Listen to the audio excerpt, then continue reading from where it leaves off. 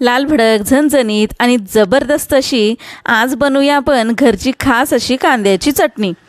फक्त 5 मिनिटात तयार होणारी झणझणीत आणि तोंडाला पाणी सुटेल अशी कांद्याची चटणी। कांदा, मिरची आणि खास मसाल्यांची परफेक्ट जुगलबंदीच। पोळी असो किंवा भाकरी असो, ही चटणी जेवणाची शान वाढवते। एकदा नक्की ट्राय करा बरं का। आणि व्हिडिओ आवडला तर व्हिडिओला लाईक, शेअर, सबस्क्राईब करायला तर अजिबात विसरू नका।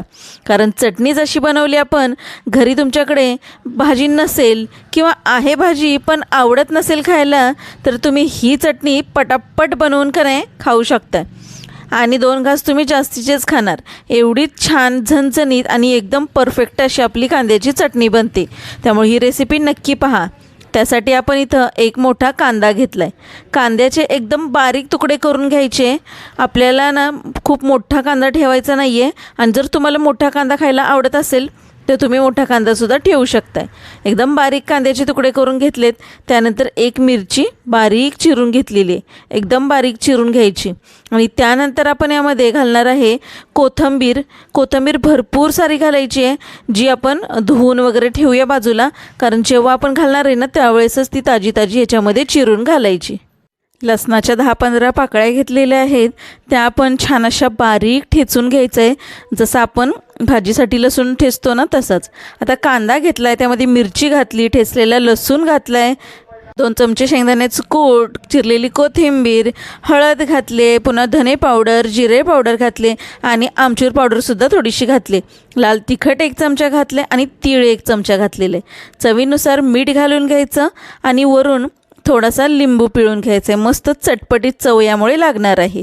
आणि जर तुमच्याकडे तिळाचं तेल असेल तर मस्त अशी तिळाच्या तेलाची आपण फोडणी देणार आहे।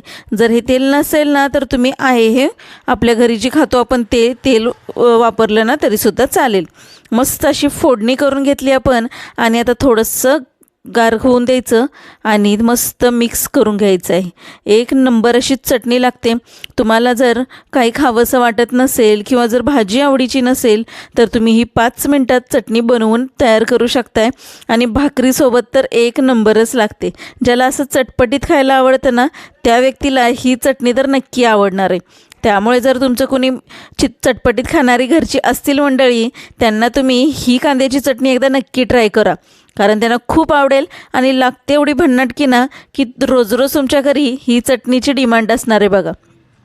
चवीला तर एक नंबर लागते आणि तोंडाला पाणी सुटेल अशी ही आपली चटणी आहे। त्यामुळे ही चटणीची रेसिपी नक्की एकदा ट्राय करा आणि कशी झाली होती मला एकदा नक्की कमेंट करून सांगायचं। माझी चटणी तर एक नंबर झाली आहे आणि तुमची कशी झाली आहे ना मला नक्की कमेंट करून सांगा। माझा व्हिडिओ आवडला असेल तर व्हिडिओला लाईक, शेअर, सबस्क्राईब करायला तर अजिबात विसरायचं नाही। आणि अशा छान छान घरगुती पद्धतीच्या आपल्या रेसिपी चॅनलवर येत आहेत, त्यामुळे तुम्ही पटापट सगळ्या रेसिपी बनवत जा आणि सगळ्या घरच्यांना खाऊ घालत जा। थँक्यू।